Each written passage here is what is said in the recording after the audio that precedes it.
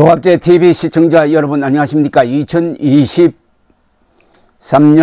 1월 28일 오전 10시입니다.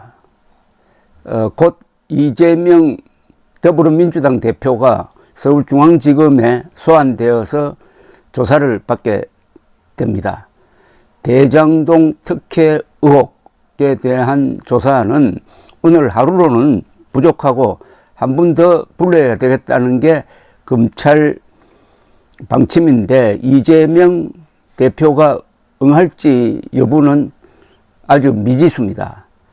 성남시장이 왜 이렇게 순환을 겪고 있느냐에 대해서 한동훈 법무장관은 대장동 사건의 본질은 토착비리라는 표현을 썼습니다. 토착비리라는 것은 그 지역의 부정부패와 연관이 되어 있다는 거죠.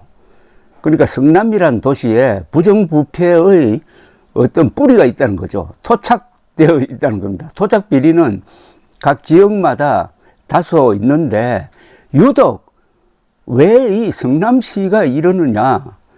오늘 조선일보 기자가 정리한 걸 보니까 이재명 성남시장 전 성남시장을 제외하고는 모조리 구속됐다는 겁니다. 모조리.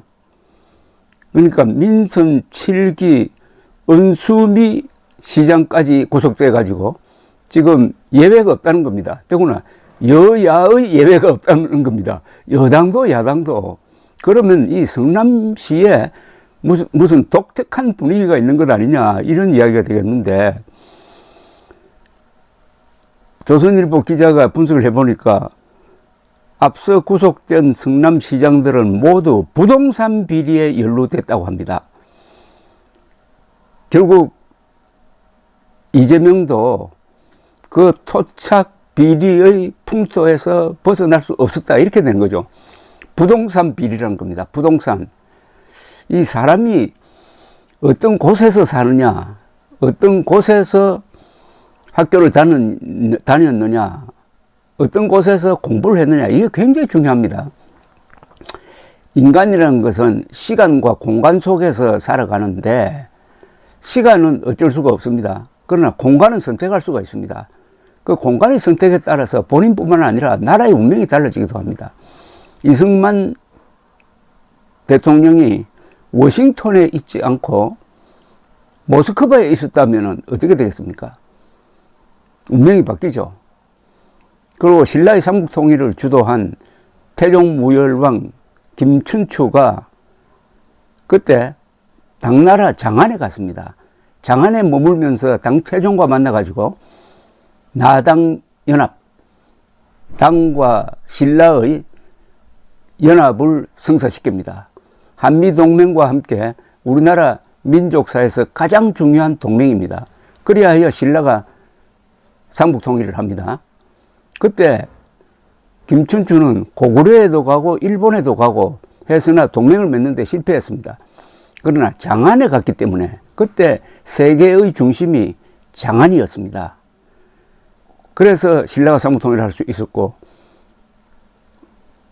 이승만 대통령은 세계의 중심인 워싱턴에 가서 그 넓은 시각을 가지고 대한민국의 건국을 주도하면서 자유민주 체제로 만들고 한미동맹을 만들어서 오늘날 우리의 민족의 생명줄을 만든 거죠. 이것과 성남 이야기는 너무 거창해서 비교가 안 됩니다만은 이재명 씨가 성남이 아닌 다른 도시에서 시장을 했으면 오늘 이런 운명을 맞게 되었을지 하는 그런 생각을 합니다. 그러면 왜 모조리 부동산 비리에 연루되느냐? 여야가 따로 없다는 겁니다. 민선 1기 무소속 시장은 지하철 상가 개발업자로부터 1억 6천만 원을 받아 구속되었고 민선 2기 새정치국민회의 소속 시장은 주상복합 설계 용역을 친지에게 주도록 하고 제3자 뇌물 혐의로 그리고 건설업자로부터 1억 원을 받은 혐의로 2번 구속됐습니다. 민선 3기, 4기 한나라당 소속 시장은 관급공사 수주 대가로 부동산 업자로부터 1억 원을 받아가지고 구속되었습니다. 이 성남 지역의 특수성이 원인이라는 게 이 정설이라고 합니다. 분당, 판교 등 대규모 신도시가 개발되는 과정에서 인허가권을 가진 현직 시장들이 복마전에 얽혀 들어간다는 겁니다. 그러니까 개발을 많이 하면은 거기에 인허가권을 가진 관청의 힘이 세지고, 그러면 업자들이 가만히 있지 않고 로비를 하고, 또 야심이 있는 시장은 재선을 위해서 선거 자금을 모아야 되니까 뭐 이런 게 서로 일치한다는 겁니다. 어느 지역이든 대단히 택지 개발이 이어질 때마다 형사처벌을 받는 전현직 공무원은 계속 생기게 마련입니다. 이재명 민주당 대표는 5기에서 6기 시장을 지낸 사람인데 지금 이 사람이 예외가 되어 있습니다. 그러나 앞으로 어떻게 될지 모르죠. 기소는 거의 확실합니다. 이재명 대표는 작년 2월 경북 포항 대선 유세에서 성남시 공무원들은 부정부패로 전국에서 유명했다 라면서 시장은 예외 없이 다 감옥 가고 제가 유일하게 감옥 안 간 시장이라고 했습니다. 자신의 청렴함을 강조한 건데, 글쎄요, 앞으로 몇 시간 안에 그의 운명이 결정될 것입니다. 성남 지역 민주당 의원들은 역대 시장들의 구속은 각 개인의 일탈 문제다 라면서 이재명 대표와 비교하는 것에 선을 긋고 있다고 하는데, 한 국회의원은 당시 이 대표는 소셜미디어에 박근혜 전 대통령을 향한 독설을 쏟아내는 정치적 몸집을 키우고 있었다며 정권이 상심지를 켜고 자신을 지켜보고 있다는 사실을 뻔히 알 텐데 그런 시기에 업자들로부터 뒷돈을 받고 있었겠느냐고 변명을 하고 있는데, 이건 이미 그 측근들이 다 구속되고 김용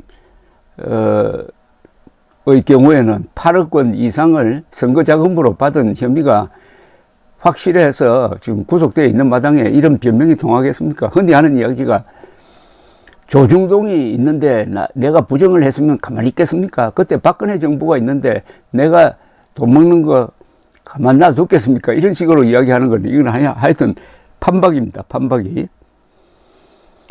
이른바 성남시장 잔혹사입니다. 그런데 여기에 또 빠짐없이 끼어드는 게 이게 조폭입니다. 조폭, 토건업자, 그리고 부패한 정치인이 만들어내는 이 성남시장 잔혹사를 막으려면은 성남 시민들이 각성해야 합니다.